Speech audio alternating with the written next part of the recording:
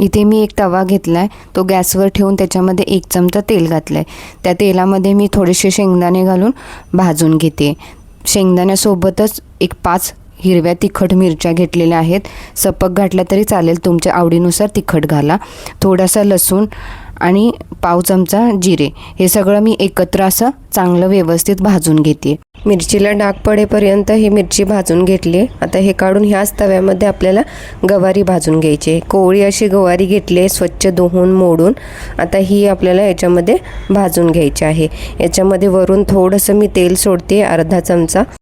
गवारी आता चांगली डाग पडेपर्यंत परतवून घ्यायची आहे आणि गॅस आपल्याला बारीकच ठेवायचा आहे, नाहीतर बाहेरून डाग पडतील आणि आतून गवारी कच्चीच राहील.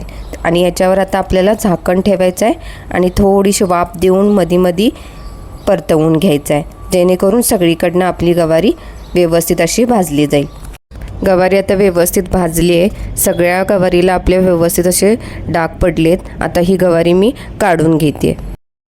आता खलबत्त्यामध्ये गवारी, मिरची, लसूण, जिरे जे सगळं आपण भाजून घेतले ते सगळं घालायचं आहे. थोडीशी कोथिंबीर पण घालून घेते आणि मीठ. आता हे चांगलं असं व्यवस्थित चेचून घ्यायचं आहे. तयार आहे आपला चमचमीत असा गवारीचा ठेचा. चपाती भाकरीसोबत खूपच अप्रतिम लागतो.